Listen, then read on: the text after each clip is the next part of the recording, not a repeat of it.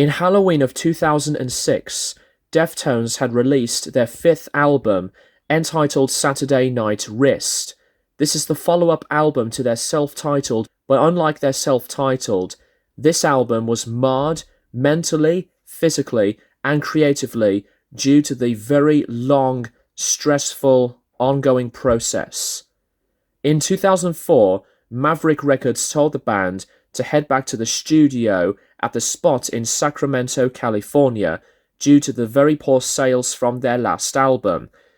Then by late April, they relocated to Malibu, California to write the material for this album at Morning View House, and another band called Incubus had recorded and made their fourth album at the same location, an album called Morning View. The band had spent most of the summer there, resulting in an album's worth of material.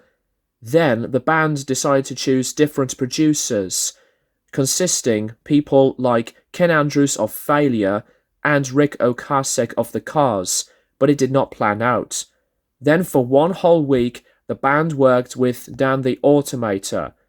Chino Moreno and the band's drummer Abe Cunningham, along with the rest of the band, then continued to work and chose Bob Ezrin as the producer, who worked with other bands involving Pink Floyd, Phish, Kiss, Deep Purple, and Alice Cooper, and many others, and with Brian Virtue as the engineer.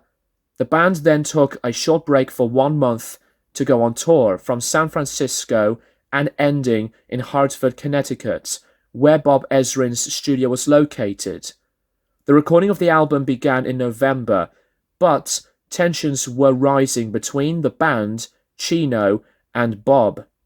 Chino had worked with a different band called Team Sleep, and the rest of the band continued to make the album while Chino was with that band. These Ezrin sessions finished before Christmas.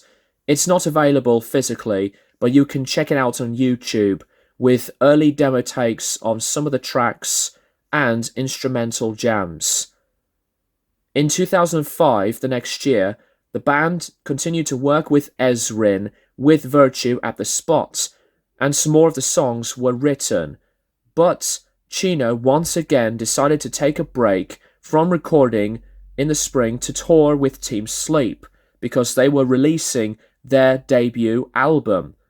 Chino's lack of focus between Deftones and him were rising, and the addictions to drugs and alcohol and the failing of his marriage with Celeste did take a massive toll. In 2006, the band had to make the album all over again. Previously recorded vocals were scrapped, and this time, along with Bob Ezrin, they brought in Sean Lopez, musician of Far and the Revolution Smile, acting as producer. And then after more than a year and a half's work of stress, determination, and creative difficulty, by April that same year, the whole album was finished. This album did receive positive reception when it came out.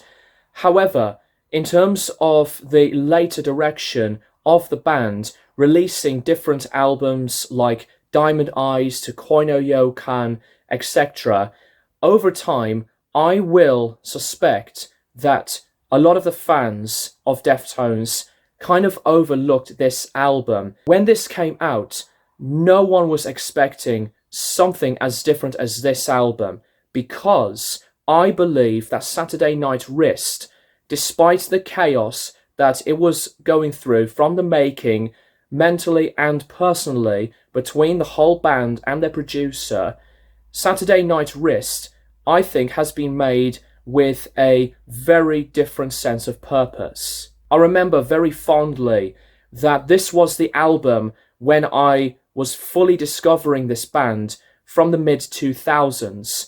I was nearly 12 years old when this album came out, and I was starting my discovery into metal, not only from this band, but from many others.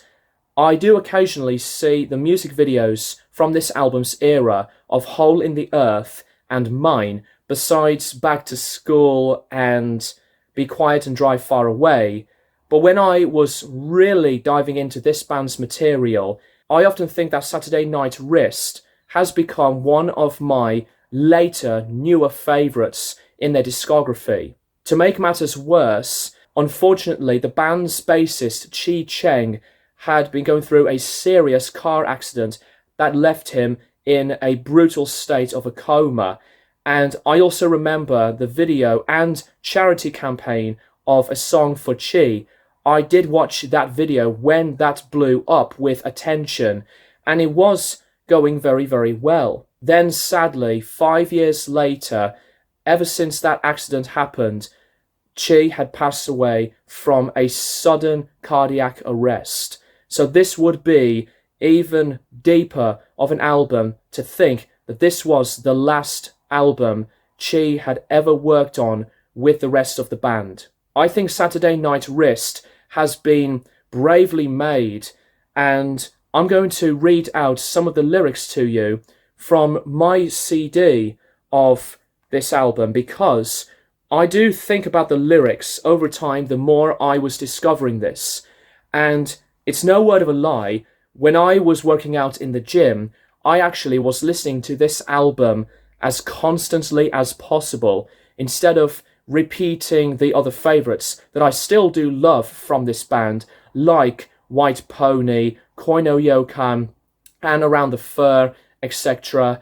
But I think this is one of these later albums that always does get very overlooked. Also, the lyrics are totally different to what you would really think about from Chino's way of expression and writing.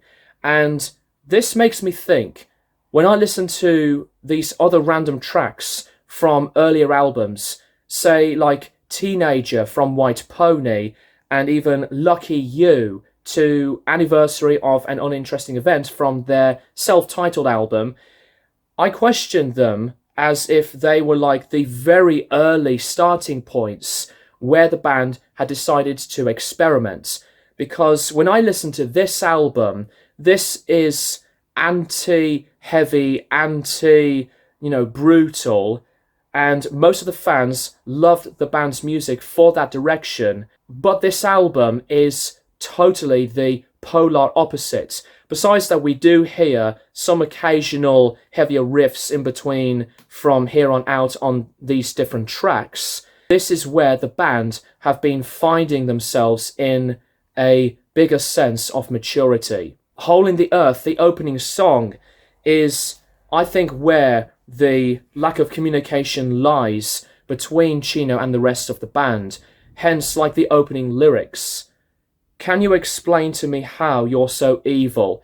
How? Even onto the bridge section of this album's opening single, with a brief few lyrics of, I hate all of my friends. They all lack taste sometimes. One of my other big favourites on this album, besides Hole in the Earth, is Beware. This is where the references onto the addictions really take things deeper. Hence, like the reference on water.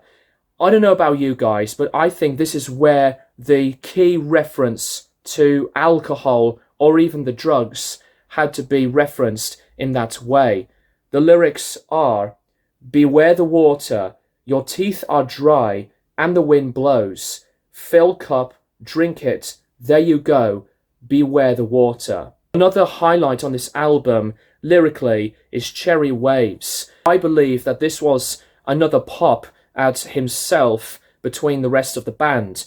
Like the lyrics here, in the sea of waves, we hug the same plank, just as I had rehearsed it over my brain. And the second verse goes, you hang your anchors over my neck.